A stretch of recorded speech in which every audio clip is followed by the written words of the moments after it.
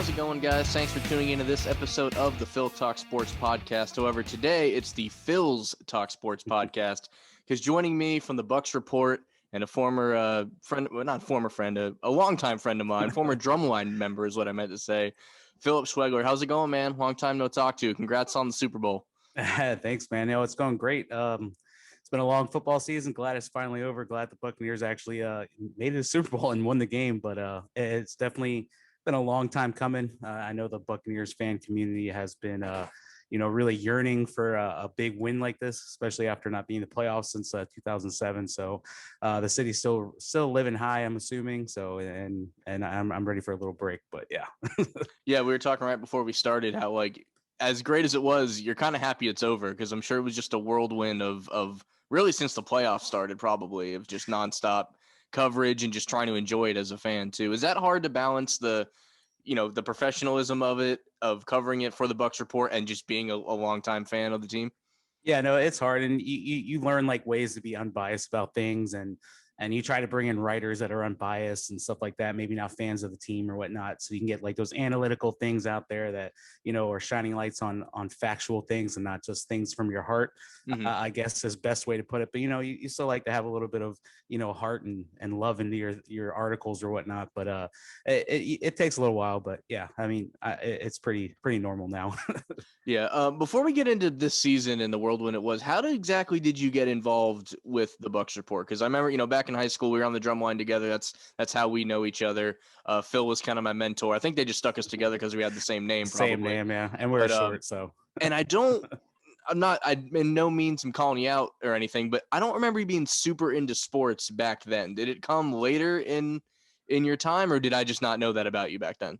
Yeah, I don't think you knew that about me. I was more or less like, I like to play sports, I wrestled and everything in high school. And right. I remember that. Soccer and all that stuff. So I guess as I got older and I was in the Army and I can actually enjoy Saturdays and go out and have some drinks, watch some games. I guess that's when it started to come out a little bit more, the fandom and watching sports or whatnot. But yeah, it was definitely there since I could remember. I mean, I remember writing a book report on the Buccaneers winning the Super Bowl back in 2003 in seventh grade, Mr. Ellison's history class or something like that. So, yeah, I guess if we would have known that about each other back then, we might have had more to talk about, looking back on it.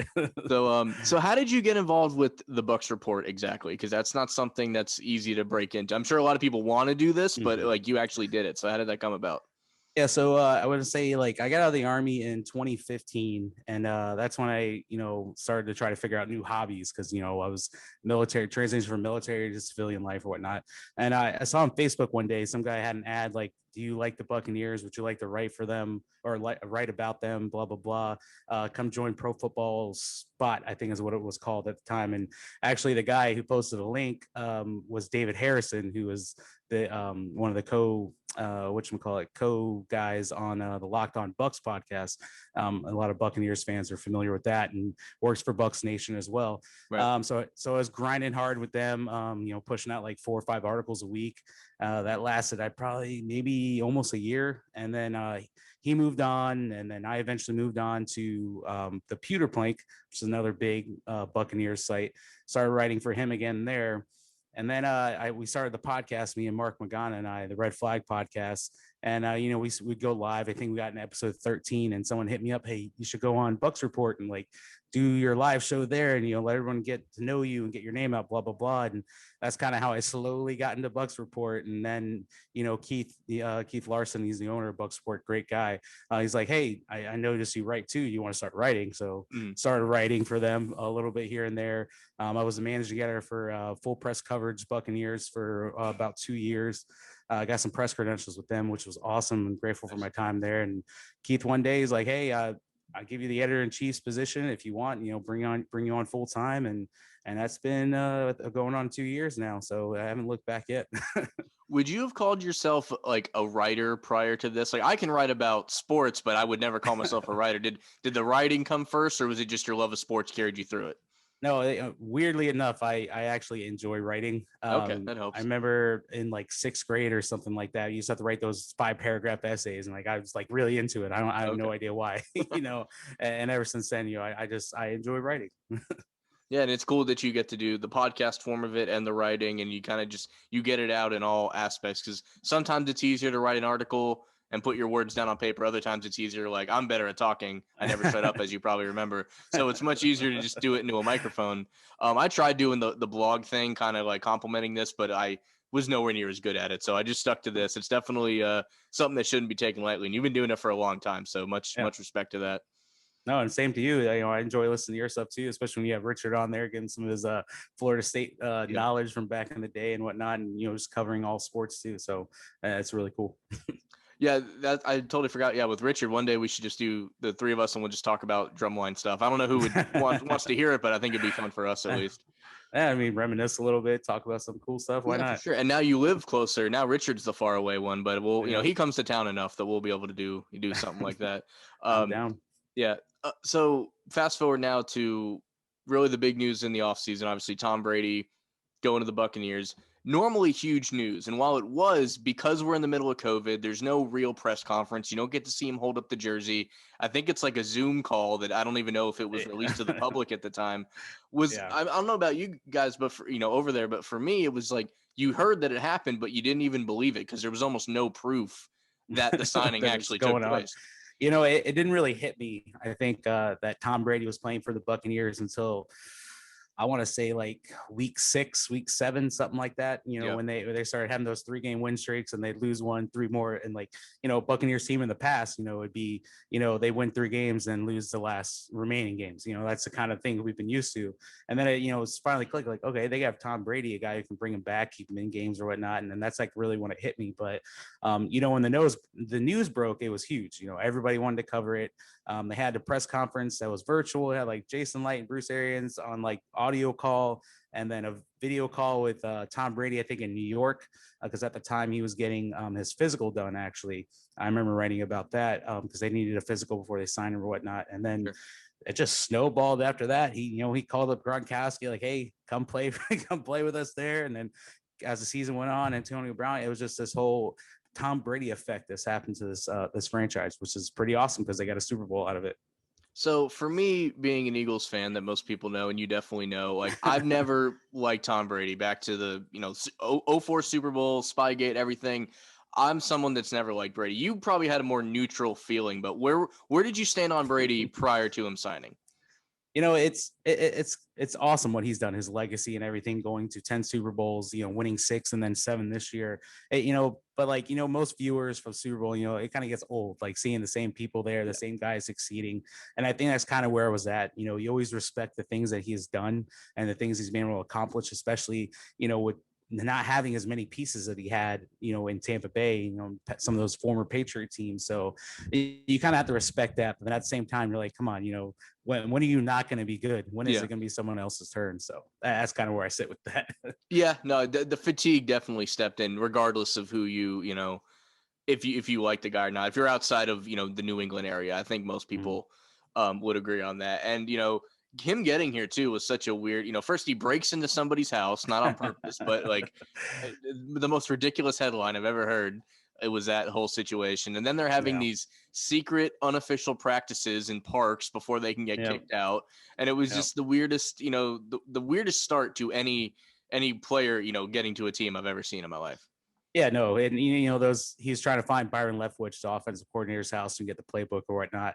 But you got a guy lived in Boston for 20 years playing football. Comes to Florida, all the houses look different. Maybe they look the same to him. I don't know. Mm-hmm. And that's like kind of where I think that kind of happened there, especially in South Tampa, where the houses are a lot nicer. They kind of look the same. But no, it was definitely crazy. A lot of speculation going on of what Tom Brady's going to do. Is the NFL going to fine him for this? Blah blah blah. So that was a cool period to, I guess, cover the team also. Yeah, I remember not reporting, but just talking about it on whatever episode I had that week. And like, I remember finding a picture of the house and like, you can't even blame him. It looked like one big house, but it must've been more of a condo thing where it just, left is one completely different house and the right is the other. But it was definitely funny to, say the jokes about it or whatever. When all that aside, when you get Brady, and like you said, it might have taken 6 weeks into the season. We had no preseason to really be like, wow, this guy plays for my team. Did it feel like a hired gun situation at any point? I don't think so, because when you look at this team, especially in the beginning of the season, they were trying to figure out their identity on offense. Then you had this defense that played, exceptionally well at the end of 2019, and that kind of just carried over. You having number one rush defense in the NFL for going on 2 seasons, and that kind of just was a thing that they were kind of building upon. And you watch the defense in those first few weeks, really help hold the offense in some games and help them get back in the game. So I think it was definitely a learning curve, trying to mesh 2, maybe 3 great offensive minds together and then getting the final product here. I remember doing an episode. It was, again, peak COVID. There's nothing else to do but podcasts. It's really when I started, pumping out more and more episodes, maybe every other week or whatever. And I remember, I think I had the Bucs going 10-6 with Brady. It turns out I was off by a game. But my big thing, and I stand by this now, as great as that defense was and the weapons that they had prior to even signing Gronk and AB, I'm like, the Bucs didn't necessarily need Brady. What they really needed was just a quarterback that's not going to throw 30 picks in a season. I think as long as they had that, like if they, example, Matthew Stafford just got traded. If Matthew Stafford ended up in Tampa this year, I'm not saying they win the Super Bowl, but they would have had around the same record at the end of the regular season. Like Brady is great and all, but I don't want the great talent around him, even prior to his buddies signing on, to be dismissed on how great this team was and really being a quarterback away. And I think, and a lot of people have this argument, and this is my argument too, is you had to change the culture of this entire team, because this is a franchise. This is the most losingest franchise in Northern American sports, blah, blah, blah. You had to have a guy that was going to go into that locker room and change the way you thought or played or did this or did that, the way you went to bed or blah, blah, blah.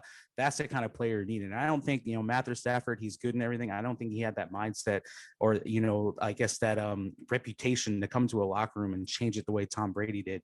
And I really think that's, the picks aside with the Jameis Winston throwing 30 picks, blah, blah, blah. Yeah, you need a quarterback that's not going to turn the ball over, but you also need a guy who's established himself as one of the most winningest quarterbacks in NFL history. Yeah, I agree with that. Like clearly it's a great, and Matthew Stafford just being the example because he just got traded recently. But like the way I remember the numbers I used on that episode was you take a guy that threw 30 picks and you place him with Brady. And I think I predicted his stat line being like 28-10, let's say, and I think he definitely threw more touchdowns, but he was right around there on interception. I don't think he quite hit the double digit, or it might have been like 12. Yeah, yeah, 12. Yeah, 12. So in general, I was right around there. And really, I think that's all it was going to take to move them into like, I did not expect the Saints to be like the thorn in their side during the regular season, but obviously, getting that win in the playoffs. The Washington game was weird because, they had that, backup quarterback get in there and didn't really know what to expect. But once you beat the Saints, once that thorn in your side gets thrown out there, is that the point that you realize like this team can do something, or you're like, oh no, now we got to go to Green Bay and see how that goes? It's weird because they haven't been in the playoffs since 2017. You don't really have anything to like play it off of or like compare it to. So you get into the dance. Like that's the big thing. You want to get into the dance to get to the playoffs. You want to win that first game, because if you don't win, you go home. Okay, this is the NFL. This isn't hockey or whatnot. So they beat Washington. Okay, one of the better defenses in the NFL. I think they're ranked number 5. They had Chase Young, blah blah blah. Chase Young had like no stats that game, thanks to Rob Gronkowski.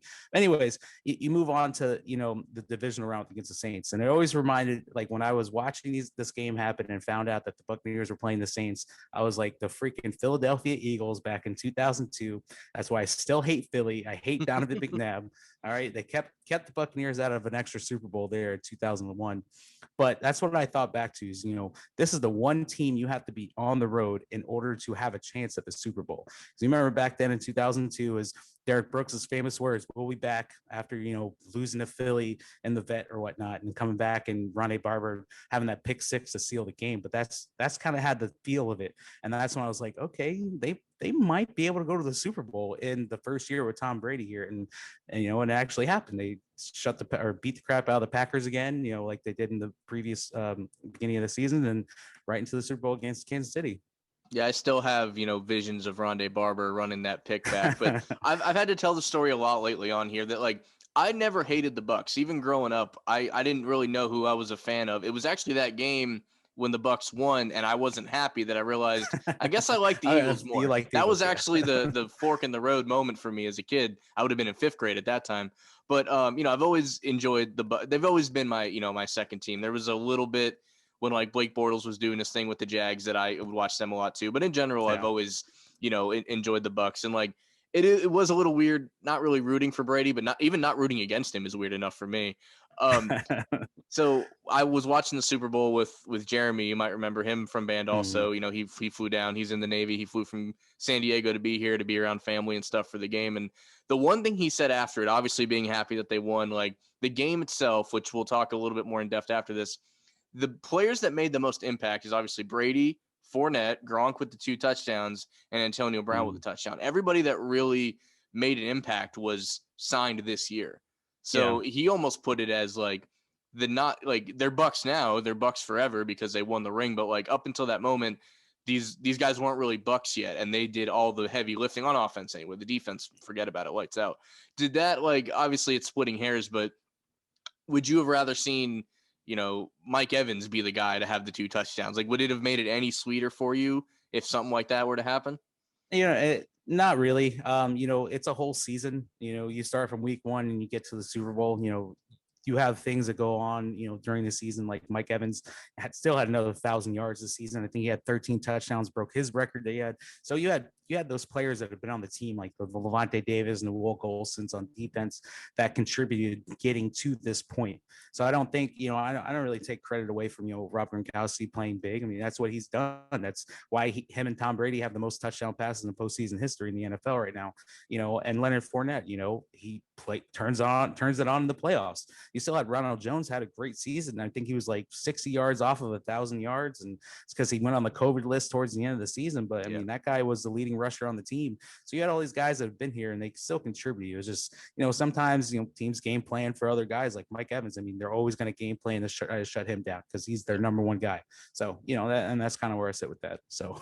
And let's not forget, you had the good luck charm with Sean McCoy on the sideline, not doing a damn thing, winning his 2nd ring. And that, as an Eagles fan, he's one of my favorite players of all time. So to see him win a ring with Andy doing not much, and then just to get another one in Tampa, I thought was awesome. And he has officially retired. So what a way to go out. Definitely. it really was very poetic that, like those Buffalo teams were terrible, and he was a 1-man show. So he goes from carrying a team on his back to getting carried to 2 rings. It's just like, if you could, make those happen at the same time, he'd be considered one of the greatest ever. But now he'll just be remembered as a really good player, at least. And I think he mentored a lot of those guys too during the season. So you can kind of hang his hat on that, with Ronald Jones and Leonard Fournette or whatnot. So. Yeah, I think a lot of his impact is stuff you obviously didn't see on the field, but there's a reason he was there for sure. Because there was talks about when they signed Fournette, it's like, oh, does that mean they have to cut Shady? They're only going to keep one of these new backs, but they ended up keeping them all, and it all worked out. You can't argue with the results that were given. But it's funny you mentioned, these new guys coming in and playing big.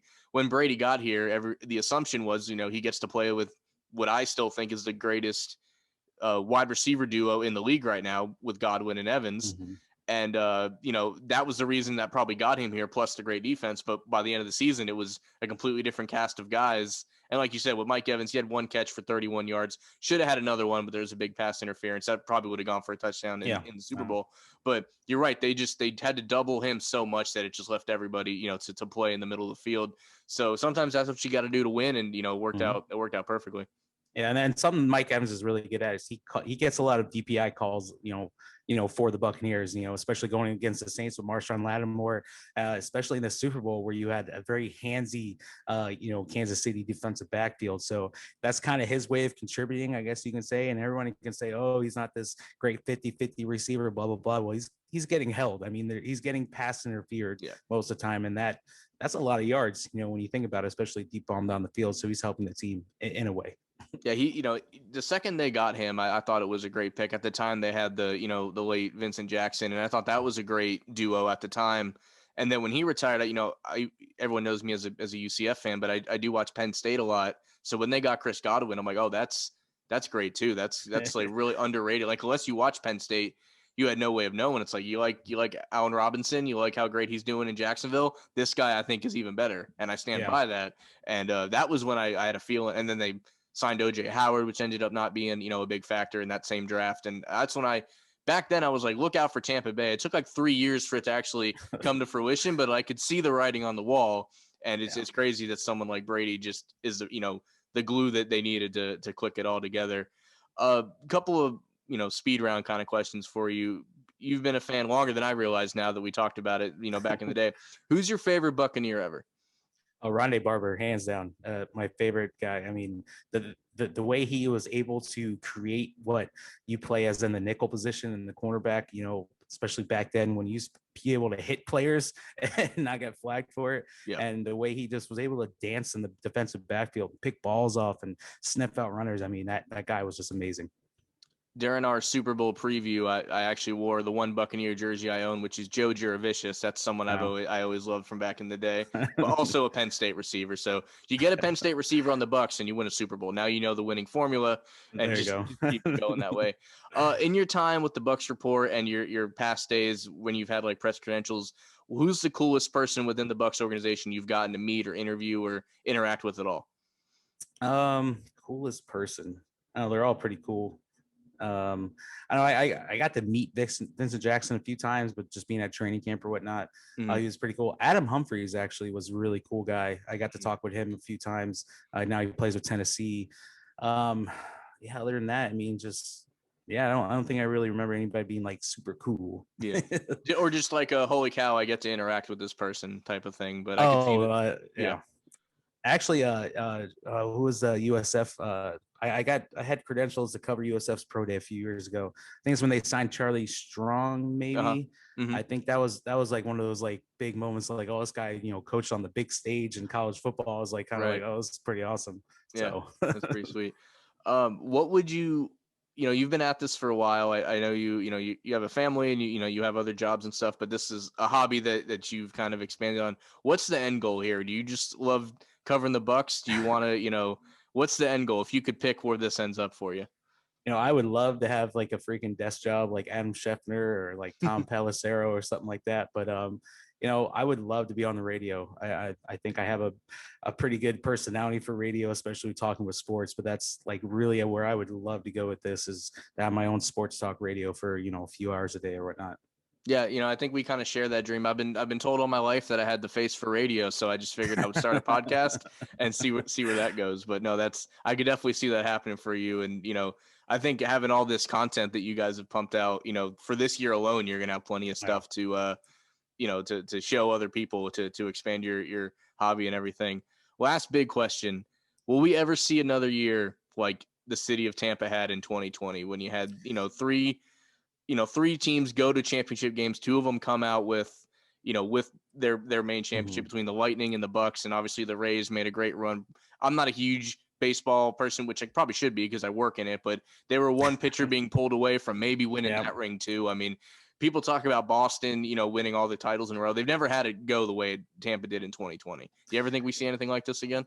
Yeah, I just want to say real quick, the Tampa Bay Rowdies actually won their championship game for their conference, but they couldn't play in like the big, championship game or whatnot because of COVID. But so that's actually 5 or 4, maybe, whatever. I don't know. Right now, the Lightning are playing pretty good hockey. They have some of their backup players here the past couple of nights, especially the goalie gave up 6 goals to Florida, I think, last night. But I mean, this team's winning like 5-6 goals a game. Like, it's crazy. I mean, you can see a repeat definitely from the Lightning. And, I have a really good sense that the Buccaneers are going to bring back a lot of their players from free agency that they need, like a lot of key guys, so they can possibly make a run, because you have the Saints, who are going to be in cap space situations that they're not going to want to be in this season, so you're not going to see a lot of players return from them.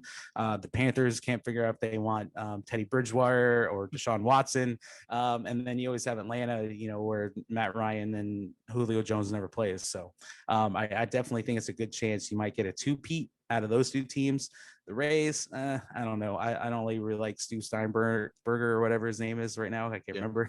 So yeah, they definitely seem like similar to in 08, actually, when they lost lost to the World Series with the Phillies, that team got built up and it's already being picked apart. So you hate to see that, especially with quote unquote small market teams, because it takes so long to build that up and it get ripped away as quickly as that. And I do want to put on record, I knew that situation about the Rowdies, but as you can see from the Orlando City flag behind me, I don't recognize them at all. I had to bring it up. That did suck though. I mean, for what it was, to not be able to play the championship game. I mean, play it in front of no fans. It's still online or wherever the USL does their games. That they could have pushed it back too. It wasn't really a situation that they didn't have this big ESPN deal that it had to be played on that day. So I did think that was a little bush league of them. But I mean, I guess that gives them, some credit or some desire to come back at it next year. So we'll see. It's funny. The last time me and you were on a show at all together, we were talking about the Orlando Apollos. That's how long ago it was. That's right. But it's great to hear from you, and hopefully we can do this again sometime soon. I appreciate your time, man. Yeah, for sure, man. Anytime you need me, man, I'm right down the road. Oh, that's right. Yeah, back in town now, so maybe we'll do one of these in person one of these days. Yeah. That's Phil Schwegler, editor-in-chief of the Bucs Report. Thank you guys for watching. Coming up next, me and PR52 talk about the Eagles coaching staff and what's to come in that dumpster fire that is my Eagles right now. So stick around. So the last time I had you on, it was actually right before we got the official news that Doug Peterson was being fired. So I almost didn't get to use any of that, but I felt like we speculated enough about if that did happen that I felt all that footage was still usable. Now we know for sure that Doug's out of town. Nick Sirianni is the new head coach. I know when I heard the news, it was just first thing was I'm just happy it wasn't Josh McDaniels. I was pretty much happy to see any other name pop up. Obviously comes from the Colts where, Carson Wentz is a fan of, Frank Reich, and the connections were made. The dots were drawn there. What was your initial thought when you heard the news? Who? No, I honestly, it was like, it's good because I don't have to talk myself into Josh McDaniels, which I was already doing a little bit. And also, like, I was curious to see what would be brought here. Of course, Frank Reich was a really good offensive coordinator for us, and we really didn't know how good of an offensive coordinator what he was until he was gone. So I was just, excited for a new face. Yeah, and I mean, a lot of people thought, oh, maybe Frank Reich wasn't, people were overhyping that relationship. But you see what he's done with the Colts, and there's no reason not to think that, he's a great coach and can build a great team. The rest of the staff is kind of coming together now. And if you want to ask the question who, that was what I asked multiple times when I scrolled through all these other hirings. None of these guys jump out at me or I knew from previous situations where that tends to happen with a guy or two. You're like, oh, I know this guy from coaching here or what have you. Sometimes the college ranks, which I watch a lot of college football, but it's going to be weird to get acquainted with this new staff. I mean, I don't know about you, but I think I'm most upset about Deuce Staley no longer being on the staff. We went from, this tight knit group that have been here even before Doug. A lot of these guys, were here for a long time, and it's a whole new staff. I literally know no names on it as far other than the head coach. Yeah, that is going to be something that is a little bit different. I mean, of course, besides Jeff Stoutland is obviously staying the offensive line coach. Right. But yeah, I mean, Deuce Staley means a lot to the city. Deuce Staley was a mainstay in this organization for almost like 15 years. Came into the NFL in 97 out of South Carolina, left in 2003, came back in 2011, and then became a running backs coach in 2013 or 14, and then became an assistant head coach in 2018. So he's been here for a while, and it is tough to see him go. Obviously, you can extrapolate either, the new staff didn't want him or he didn't want the new staff. So, he didn't make a lateral, or he didn't make a vertical move. He made a lateral move. He actually made a move downwards because he's no longer an assistant head coach. But I mean, There you go, Detroit. He's a good character guy, and wouldn't have minded it if he was our head coach. Yeah, I mean, you talk about, trying to talk yourself into a candidate. I don't think I was anywhere close to talking myself into anybody other than Deuce. Of course, like Eric Bieniemy is always well, if you get him, you can't be mad. But aside from that, for me, it was kind of deuce or nothing. But yeah, you mentioned he didn't make a lateral move. If anything, it was a demotion for what he's doing now in Detroit. And I'm sure Detroit will, it'll be pretty obvious what a great coach and a person he is. He's going to do positive things for that organization. But you mentioned if it was he didn't want to be with the new staff or if the new staff didn't want him.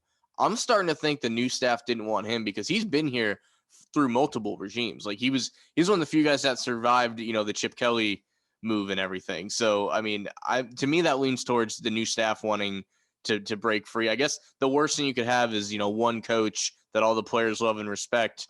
And especially if he keeps the role of assistant head coach, you almost would have, two chiefs, leading all the Indians in that case, because they're going to maybe want to listen to Deuce, who they have a relationship with more than Nick. It's not like we're leaving Deuce Staley on a desert island to rot. Mm-hmm. It's not like he has no place to go, no place to be, no money. Yeah, I guess it really came down to like a lot of people almost didn't look at him as a coach. They just looked at him as like outside of the organization, like other fans that aren't Eagles fans, of just like a former player that the players like to have around that maybe just helped out with things. And I think he'll really get to prove now what his coaching chops are. Like how can he actually help an organization that he has no ties to? It's like going to a brand new school. You got to make these new relationships with people. And he said he is the running back coach, right? That was his official title there, or?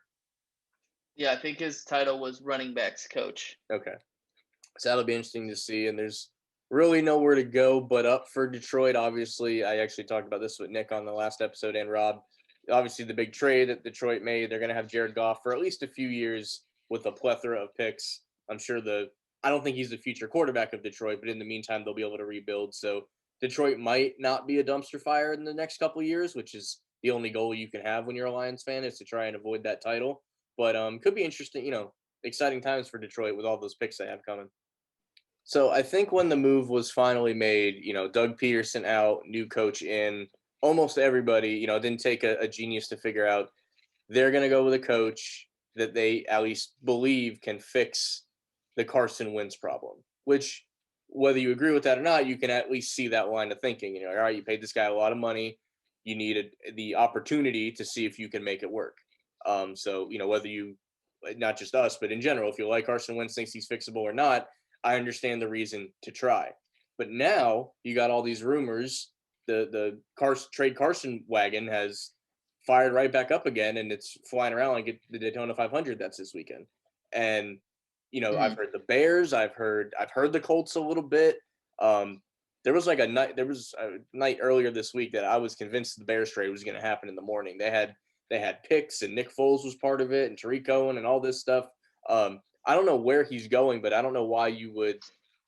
My thing is, between Wentz and Doug, you would think you keep one to try to move forward with. The fact that they've gotten rid of Doug Peterson and now might also get rid of Carson Wentz is kind of head scratching to me. Yeah, I think the original plan was neither of them go anywhere. Mm-hmm. And then what it ended up becoming was Doug Peterson wanted to, which we talked about in the last podcast. Doug Peterson is going to want to bring up Press Taylor and either Matt Burke or Corey Undlin to be the offensive and defensive coordinators. And I think that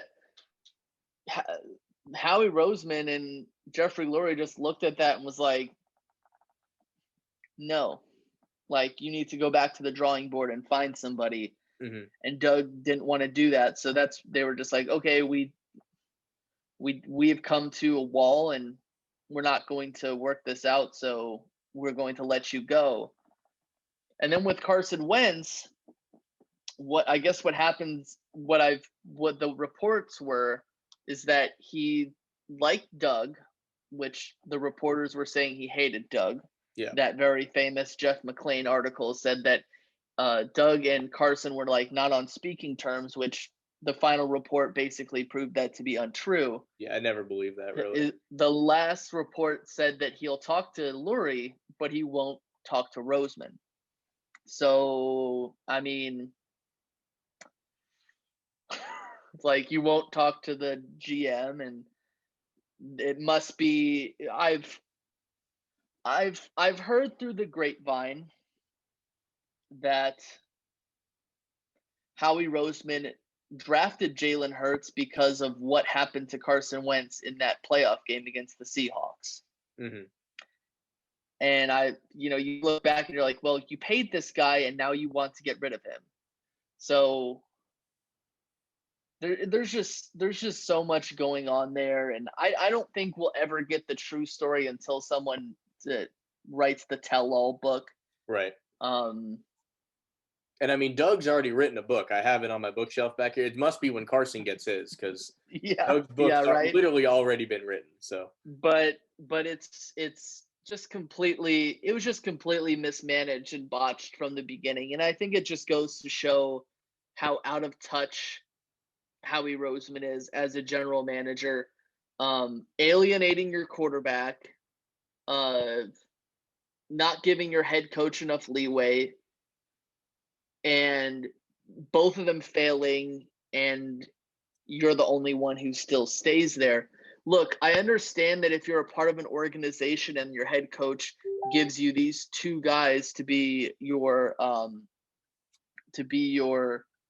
I guess you could say the offensive coordinator and defensive coordinator of your team, that you say, okay, if they are on our staff and they have high positions like that, the three of us might not be here anymore at the end of the next season. So I need to do something to keep my job. But I feel like Howie Roseman and his playing of 10D chess has just made the team worse. I just feel like he's just trying to be too cute sometimes. He's trying to be that innovative general manager, but bro, like, you didn't have to. What did drafting Jalen Hurts do? Yeah. That allowed you to be this innovative general manager? Like, it didn't do anything. Like, what has been this whole thing of drafting like hybrid safeties instead of linebackers done to your defense? It's like the defenses haven't phased out the linebacker position yet. Like, they basically have the fullback position. It's just like, you still need good linebackers. Right. And I just feel like he's just done this whole thing of alienating Carson Wentz. And, a lot of people are getting mad at Carson Wentz, and, they're allowed to get mad at him for just being like, I refuse to play here because I might be the backup. But, that's what he wants to do. If he continued to play here and he wasn't the backup, he's still going to be bad because he's got that sour taste in his mouth. I mean, this is what Howie Roseman has created, and it is very questionable that Carson and Doug aren't here, and he is here. Yeah. So, and we can go on about Carson Wentz, but like there's so many stories like this. We probably won't even get to touch on half of them. The Zach Ertz story, same thing. We don't know what his future holds. He's said goodbye in only so many words already, and not even knowing what's going to happen. And we talked about, what did drafting Jalen Hurts accomplish? Like, I'm never one that like boos a pick. Like, I didn't boo McNabb. I don't boo these guys until I see them perform. Like, you got to give them at least a chance. And I don't know I know a lot of people just like, all right, this is probably our next guy, so they want to be positive about it. I'm sorry, I saw nothing this year that made me think that Jalen Hurts is anything to write home about. Like, I don't know if it was on the episode with us. It might have been the last time I had Nick on. I think that Jalen Hurts is a poor man's Kyler Murray, and Kyler Murray is just a poor man's Russell Wilson. That's the hierarchy in player type that I give it. I'm not saying he's not a great athlete. I'm not saying if he started all 16, about to be 17 games, that you can't get around 500. But I don't see you making a playoff run with Jalen Hurts. And from what I see on Eagles Twitter and stuff, I'm one of the only people that are asking the questions like, you want him to be good, but like, what have you seen to make you really believe that can happen? I feel like Jalen Hurts' floor. I feel like his floor is like who is that guy from Ohio State who is a Terrell Pryor? I feel like his floor is a Terrell Pryor. Mhm. and his ceiling is a Lamar Jackson. I still need to see more. I still need to see more before I say, he's a starter or he's not. Mhm. I feel like a 4-game sample size isn't enough to say he's good or he's bad. And I think that I think that he needs someone to compete with. If it's not Carson Wentz, it has to be it has to be like a veteran that the organization can create a facade that he competed for his position. Um, but I mean, he did show the team seemed to be the most excited when he was on the field. Yeah. I mean, I mean, that Cardinals game is essentially a win. Like, Yeah. I know we lost, but essentially that was a win Mhm. because we didn't turn the ball over, and Hurts had like what 4 touchdowns. So essentially that's another win for us. And it does add on to that first game he played as a starter against the Saints. But I feel like that Cowboys game, I just need to see another coach with him. I need to see another coach that's gonna do more. But I don't agree with you in the sense of, he's a poor man's Kyler Murray, because if you remember, like, him and Kyler Murray were similar quarterbacks. In Kyler Murray's first season, he had a rookie head coach. So Right. I feel like I need more time to figure that out before. But I do think that it is kind of a gut check to say that he's going to be amazing, which Yeah. we don't know that either. And I mean, I'm not, some people are going to say that he sucks, and I guess I'm closer to that than he's going to be an MVP, but there's not many people in that camp. Truth to be told, he's going to fall somewhere in the middle. Obviously, he's going to be, he's probably not going in the Hall of Fame. He's probably not going to never start again. And like, I'd be naive to say that when he jumped in middle of the year, like you said, the players were definitely happy to see him out there, and it definitely created a Yeah. spark. But that's not a totally Yeah. unique situation. We've seen that all the time when backups come in, they rattle off a win or two just because it's a change of pace. So, I don't know how Yeah. much of that is Jalen being this amazing talent or just change was good at that time. Yeah. Agreed. So the other part I was going to get to was, when we drafted Jalen, I legit thought at that moment, I'm like, as a receiver, like I almost didn't even factor him in as a quarterback when it first happened, which might have been a little disrespectful at the time. But I mean, I I thought, thought offensive weapon. yeah, he'd be like a Denard. And I thought we were going to use him more like that. I remember a play that we ran against the Ravens where it was a fake reverse handoff to Miles Sanders, and Miles Sanders almost ran it for a touchdown and fumbled at the 5-yard line. And JJ Arcega-Whiteside picked up the participation touchdown. The guy in the presentation group who doesn't do the work but still gets an A+. Yeah. But they never went back to that. Yeah. Not once did they ever go back to that. We didn't see him catch any passes. We didn't see him kind of like when we drafted him. I kind of figured that his first few seasons he kind of be like Cordell Stewart Or Taysom Hill. or Taysom Hill, yeah. But I'd say he's built more like a Cordell Stewart than a Taysom Hill, because Taysom Hill can really do he can catch, he can return, he can pass, he can run. But I thought he was going to be kind of like a Cordell Stewart, but that's just not what happened. Yeah. And that just goes to the mismanagement of the coaching staff and the players. I mean, we saw a lot of that. What was it? We had Nate Gary playing linebacker the whole season or half the season, even though he sucked. And we should have had that number 4 Singleton. Yeah. I mean, I guess where I'm at now is like, I'd love to be wrong and Jalen Hurts is to be this, amazing player and everything. But if he's like the day one starter, I think it's going to be a long year. But some people hate being wrong. This is a situation I would love to be wrong in. That's just the gut feeling that I have. And obviously we got a draft coming up. We could have a completely different team, by the time we hit week 1. But it's going to be interesting to see how it goes or whatever. Yeah, it's still gonna be great to see. Hank, I know you got some stuff going on, so I want to thank you for coming on and talking some Eagles football with me. Thank you, my man. Snowballs Always. Podcast. Everybody check it out. Thanks for being here, man. See you later. See ya.